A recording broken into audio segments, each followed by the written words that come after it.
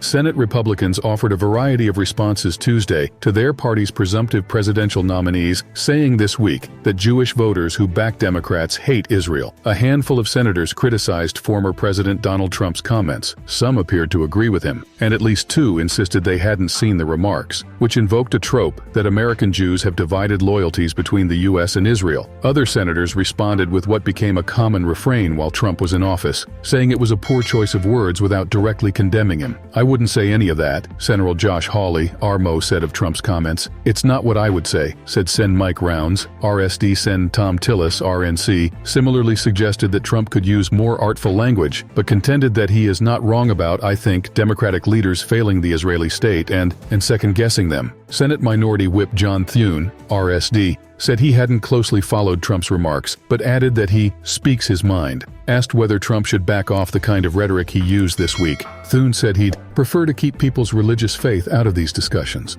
The firestorm started when Trump said in an interview with Sebastian Gorka, a former Trump administration official, that any Jewish person that votes for Democrats hates their religion. They hate everything about Israel, and they should be ashamed of themselves, because Israel will be destroyed, Trump continued, before he discussed Iran's nuclear ambitions. Senator Mitt Romney, R. Utah, a frequent Trump critic, offered some of the most pointed criticism of Trump's remarks. "That's highly offensive," he said. "We do not in this country attack people based upon their religious beliefs or their political views. Conflating religion to politics is an enormous error and violates some of the founding principles of our government and our American history. It's a terrible mistake on his part, for which he really ought to apologize but won't," Romney added. Sen Rick Scott, R. Flaye, meanwhile, appeared to echo Trump's position that Jewish voters are wrong to back Democrats. "I don't know why any Jewish person would support Democrats," he said. "The Biden administration is not holding Hamas accountable." A Pew Research Center poll conducted last month found that 62% of Jewish Americans held a favorable view of President Joe Biden, while 21% of Jewish Americans rated Trump favorably.